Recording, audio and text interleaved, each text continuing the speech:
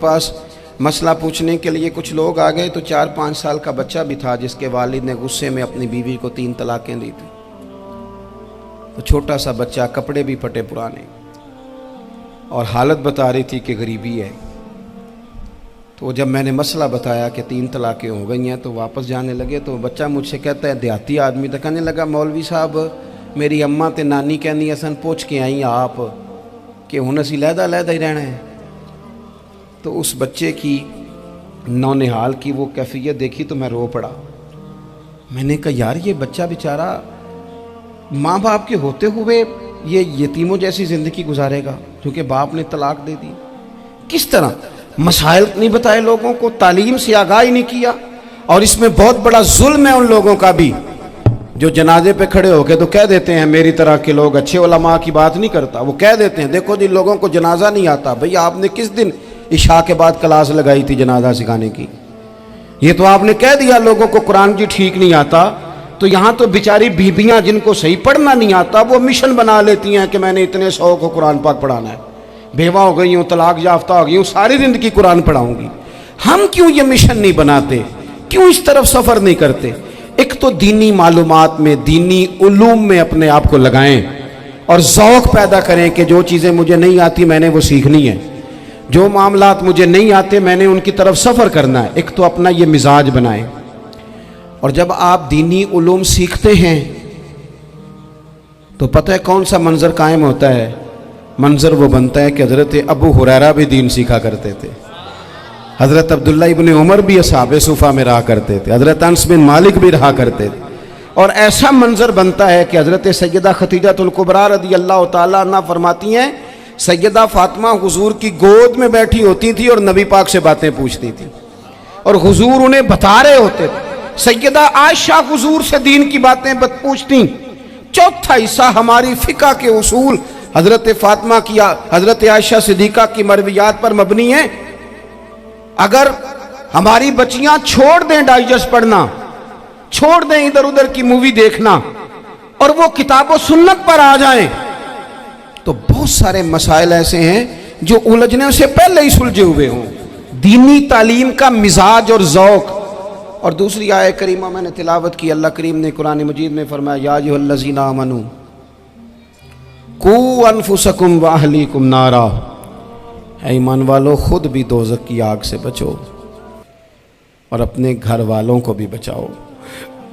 ओ वालिद, वो माँ जो बच्चों को भूख से बचाने के लिए मेहनत करती है, उनको मायूसी से बहुत सारे माँ बाप ऐसे होते हैं जिनके पास कपड़े लेने के पैसे नहीं होते ईद पे।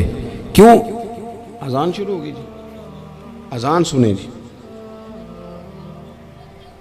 अजीज़ भाई, जिस तरह हम अपने बच्चों को देखें, बहुत सारे माँ बाप के पास गुंजाइश नहीं होती, लेकिन इस नीयत से कि बच्चों के दिल टूट जाएंगे, ईद पे कैसे गुजारा करेंगे, मुश्किल से भी कपड़े ख़रीद के देते। इस तरह हम अपने बच्चों को भूख से, प्यास से, मायूसी से बचाते हैं। इस तरह हमारे रब ने हमारे ज़िम्मे लगाया है कि तुम अपने बच्चों को कोशिश करो दोज़ख की आग से बचाने की। हज़रत उमर फ़ारूक रज़ी अल्लाह तआला अन्हु ने अर्ज़ किया था, या रसूल अल्लाह सल्लल्लाहु तआला अलैहि वसल्लम, इस आया करीमा का माना क्या है? तो महबूब करीम अलैहिस्सलाम ने फरमाया, उमर, जिन चीज़ों का अल्लाह तुम्हें हुक्म देता है तुम अपने घर वालों को उन चीज़ों का हुक्म दो, जिन चीज़ों से रब रसूल तुम्हें मना करते हैं अपने घर वालों को उनसे रोको, अपने घर के अंदर निफाज़े दीन करने की कोशिश करो। मेरे भाई, बहुत ज़्यादा आजमाइश है हमारे घरों में, बेचैनियाँ हैं, इज़्तिराब है, बच्चों में सख्ती है, बहन भाई एक दूसरे के साथ लड़ते हैं, मिजाजों में तलखी आ गई। क्यों भला? इसलिए कि माँ बाप को जो बेहतरीन किरदार और जो हसीन तरीका घर में अपनाना चाहिए था, बच्चे तकरीर बाहर से सुनते हैं लेकिन वो फॉलो अपने माँ बाप को करते हैं। अगर माँ बाप में हौसला हो, सब्र हो, इत्मीनान हो, खुददारी हो, थोड़े पर गुजारा करने का मिजाज हो। देखें ना, आज डिप्रेशन है, टेंशन है, पैनिक्स अटैक्स हैं, बड़ी सारी चीज़ें आ गई हैं। क्यों भला? सब्र नहीं, तहम्मुल नहीं, बुर्दबारी नहीं। आजमाए। एक दिन एक बच्चा मेरे पास आ गया मदरसे का और आके वो रोने लगा। میرے گھر والے کہنے لگے کھانا چھوڑ دیں پہلے اس کی بات سن لے. میں نے کہا پتر کیا ہوا, کسی نے مارا ہے کسی استاد نے؟ کہنے لگے نہیں حضرت, گھر فون کیا تھا تو میری اماں اور ابا کی لڑائی ہو رہی ہے. بچہ کانپ رہا ہے, ٹانگیں کانپ رہی ہیں. میں نے کہا کیا ہو کیا گیا تمہیں پتر, لڑائی ہو رہی ہے تو گھروں میں ہو ہی جاتی ہے. کہنے لگے نہیں آپ کو پتہ نہیں وہ بڑا سخت لڑتے ہیں. میرے والد جب میری والدہ کو مارنے کے لیے آگے بڑھتے ہیں تو ہم سارے چار پنجوں کے نیچے چھپ جاتے ہیں, ہمیں خوف آتا ہے, وہ منظر خطرناک ہوتا ہے. یہ کون تکلیف دے رہا ہے اپنے بچوں کو؟ یہاں بیٹھے ہمارے ہاں میلوں دور رہتے تھے اس کے گھر والے, تو وہ تکلیف میں تھا, تو گھر میں کیا کیفیت ہوگی؟ اگر حوصلہ ہو, صبر ہو, قناعت ہو, اللہ کے دیے ہوئے تھوڑے رزق پر ہمیں راضی رہنا آتا ہو, ہمارے گھروں میں سکون آئے, اطمینان آئے, ہم جو زندگی بڑی خوشی خوشی گزار سکتے ہیں. ہمارے مزاجوں کا لالچ, ہماری طبیعتوں کی بے راہ روی, ہماری جھوٹی انا کا بت, ان ساری چیزوں کو ختم کر دیتا ہے. اپنی زندگی کے اندر اگر ہم وہ کردار اپنے بچوں کو دیں جس کردار میں موبائل بھی ہو, جس میں گاڑی بھی ہو, جس میں پیسے بھی لا کے ابا دراز میں رکھتا ہو, لیکن والد کا گھر میں مصلی بھی موجود ہو, اس کی کوئی تسبیح بھی ہو, وہ یہ بھی کہتا ہو کہ خدا نے اپنے فضل سے آج 5,000 دیا ہے تو اس میں 1,000 غریبوں کا بھی ہے, اس میں تھوڑا سا میں نے اللہ کی رضا کے لیے بھی رکھا ہے. اگر کوئی مشکل آ جائے تو وہ باپ اور ماں کو صبر کرتا ہوا دیکھتے ہوں. اگر ایک باپ کر بات کرے تو دوسرا برداشت کرتا ہو. خدا را اپنی اولادوں کو اس اذیت کا شکار نہ کرو. اپنے گھروں کے اندر وہ خودداری, وہ پیار, وہ وقار, وہ محبت, وہ انداز. آپ تھکے ہوئے ہیں کوئی شک نہیں, آپ بہت سارے مسائل کا باہر شکار ہوں گے کوئی شک نہیں, لیکن آپ باہر سے تھک کے آئے ہیں. اور اگر آپ باہر اپنی فیکٹری کے مالک ہیں اور دفتر کے بڑے ہیں تو گھر میں بھی تو آپ بڑے ہیں نا. آپ کی ماں بھی تو انتظار کر رہی ہے, اس نے بھی تو دکھڑا سنانا ہے نا آپ کو. آپ یہ دیکھیے کہ آپ کے بچے بھی تو انتظار کر رہے ہیں, وہ چاہتے ہیں کہ ابا آ کے بیٹھیں تو ہم ان کے سینے پہ چڑھ کے تھوڑا کھیلیں. آپ کی اہلیہ منتظر ہیں. کچھ باتیں بیوی کسی اور سے نہیں کہہ سکتی, صرف اپنے شوہر سے کہتی ہے, لیکن وہ تو آتے ہی جلال میں آ گئے صاحب. وہ کہنے لگے تو بڑی نالائق ہے, میں تھکا ماندہ آیا ہوں اور تو نے مجھے کہانی سنا دی ہے. وہ اس خاتون سے شدت کے ساتھ پیش آنے لگے. میرے رسول پاک کی حیات نور کو دیکھو, حضرت ام ایمن حضور کی رضائی والدہ ہیں, ان کی بھی خدمت ہو رہی ہے. حضرت حلیمہ سعدی آ رہی ہیں تو خدمت ہو رہی ہے. حضرت عباس حضور کے چچا ہیں تو کریم فرماتے ہیں میرے چچا ہیں باپ کی جگہ پہ. حضور دوست احباب صحابہ غلاموں سب کے ساتھ پیار کر رہے ہیں.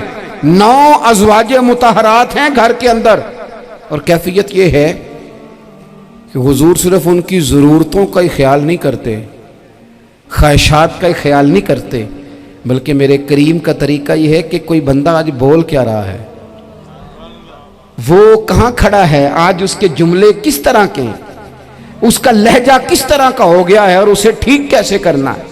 محبوب اس کا خیال فرماتے, توجہ کرتے. میں کہتا ہوں کہ ہم سب کو شوق آیا ہے آرام کرنے کا.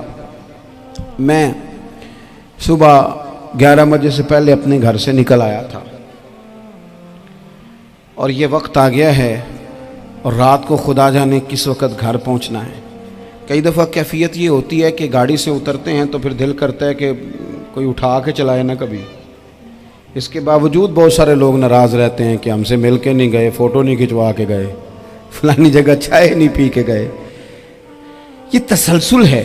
لیکن میں جتنا مرضی تھکا ماندہ گھر جاؤں گا نا, کبھی ایسا نہیں ہوا کہ میں گھر جاؤں تو بڑی ٹینشن میں جاؤں. میری گھر والی ایک دن مجھ سے کہنے لگی آپ نے کبھی نہیں کہا کہ میں تھکا ہوا آیا. بندہ تھک بھی تو جاتا ہی ہے نا, کبھی کہاں کرے نا. میں نے اسے کہا پتہ کیوں نہیں کہتا, اس لیے نہیں کہتا کہ میں نہیں چاہتا کہ میرے بچے یہ کہیں کہ ہم نے دین نہیں پڑھنا, ہمارا باپ تو بڑی مشکل میں ہے. ہم اپنے کام کے بارے میں اپنے گھر میں شکوے کرتے ہیں. آپ کسی بچے سے پوچھ لیں کون سا کام کرنا ہے, کہ جڑا ابا جی کر دے رہے ہیں وہ نہیں کرنا. کیوں کہ ابا جی ہر روز تو کہتے ہیں میں بڑا الجھ گیا ہوں, یہ کام بڑا مشکل ہے.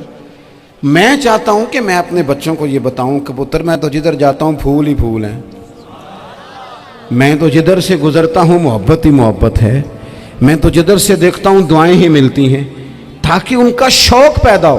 میرے عزیز، آپ تھوڑا سا دل بڑا کریں۔ اگر آپ ایک کی وجہ سے پورا گھر سکون میں آ جاتا ہے تو آپ دل بڑا کیوں نہیں کرتے؟